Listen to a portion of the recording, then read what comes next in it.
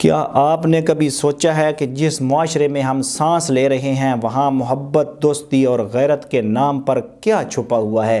آج کی کہانی کسی فلم کا سکرپٹ نہیں بلکہ جہلم کے تھانہ چوٹالہ کی حدود میں پیش آنے والا وہ سچ ہے جس نے انسانیت کا سر شرم سے جھکا دیا ہے۔ ایک کم عمر لڑکا، ایک دیرینہ دوست اور پھر لاش کے ٹکڑے۔ یہ صرف ایک قتل نہیں بلکہ ہمارے معاشرے کے اخلاقی دیوالیہ پن کی داستان ہے۔ یہ کہانی شروع ہوتی ہے شعیب اور تیمور قیصر سے، دو دوست جو ایک دوسرے کے بہت قریب تھے، لیکن اسی دوستی کی بنیادوں میں ایک ایسا زہر گھلا ہوا تھا جس کا انجام کسی نے سوچا بھی نہیں تھا۔ پولیس تحقیقات کے مطابق چند سال پہلے شعیب نے تیمور کو مبینہ طور پر زیادتی کا نشانہ بنایا، لیکن حیرت کی بات یہ ہے کہ اس واقعہ کے بعد ان کے درمیان تعلقات ختم ہونے کی بجائے مزید گہرے ہو گئے۔ سوال یہ پیدا ہوتا ہے کہ کیا وہ خوف تھا، مجبوری تھی یا کوئی نفسیاتی الجھن؟ وقت گزرتا گیا لیکن 2 سال بعد اس کہانی میں ایک ایسا موڑ آیا جہاں غیرت اور بدلے نے جنم لیا۔ تیمور کو شک ہوا کہ اس کا وہی دوست شعیب اور اس کی بہن کے ساتھ ناجائز تعلقات ہیں۔ یہ وہ مقام تھا جہاں ایک کم عمر لڑکے کے ذہن میں مجرمانہ سوچ نے جڑ پکڑ لی۔ اس نے اپنے کزن سے مشورہ کیا اور اسلحہ حاصل کیا۔ یہ وہ لمحہ ہے جہاں ہمیں رک کر سوچنا چاہیے۔ کیا ایک نوجوان کے پاس اسلحہ پہنچنا اتنا ہی آسان ہے؟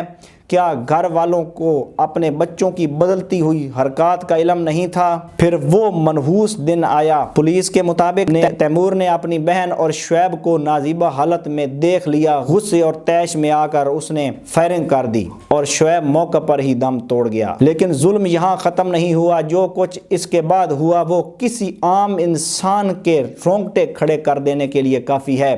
تیمور نے کلہاڑی اٹھائی، اپنے ہی دوست کی لاش کے ٹکڑے ٹکڑے کر دیے۔ وہ ہاتھ جو کبھی ساتھ کھانا کھاتے تھے آج اپنے ہی دوست کے جسم کو کاٹ رہے تھے۔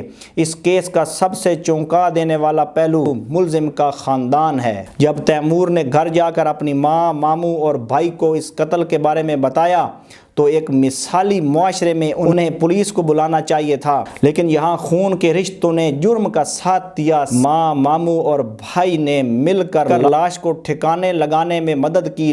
لاش کے ٹکڑوں کو بوری میں بند کر کے پہاڑی علاقے میں چھپا دیا گیا۔ کیا ایک ماں اتنی بے حس ہو سکتی ہے؟ کیا ایک خاندان مجرم کی پردہ پوشی کر کے خود کو محفوظ سمجھ سکتا ہے؟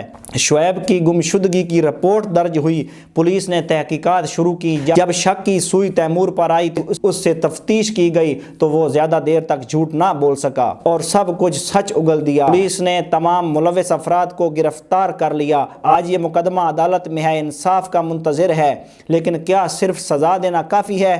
جہلم کا یہ واقعہ ہمیں آئینہ دکھاتا ہے کہ ہم کس طرف جا رہے ہیں، جہاں بچوں کے پاس پستول ہے، جہاں تربیت کی جگہ درندگی نے لے لی ہے اور جہاں غیرت کے نام پر لاشوں کے ٹکڑے کرنا جائز سمجھا جاتا ہے۔ ہم انسان کم اور درندے زیادہ بنتے جا رہے ہیں۔ اگر ہم نے آج بچوں کی نفسیات، ان کی صحت اور اپنے معاشرتی رویوں پر غور نہ کیا تو کل ایسے ہی کتنے تیمور اور شعیب اس درندگی کی بھینٹ چڑھ جائیں گے۔ والدین اپنے بچوں پر نظر رکھیں، انہیں پہچانیں، نوجوان دوستوں کے انتخاب میں ہوشیار رہیں، اعتماد اور غیرت کا صحیح انتخاب کریں، ورنہ دوست، گھر اور زندگی سب ایک غلط قدم بدل سکتے ہیں۔ یہ واقعہ ایک کہانی نہیں، یہ ہمارے معاشرے کا انتباہ ہے۔ اپنی رائے کمنٹ سیکشن میں ضرور دیں۔ اس درندگی کا ذمہ دار آپ کس کو ٹھہراتے ہیں؟ نظام کو، والدین کو یا بدلتے ہوئے معاشرتی اقتدار کو؟ محفوظ رہیں، ہوشیار رہیں اور اپنی دنیا کو سمجھیں۔ اگلی ویڈیو تک مجھے دیجیے گا اجازت۔ اللہ نگہبان۔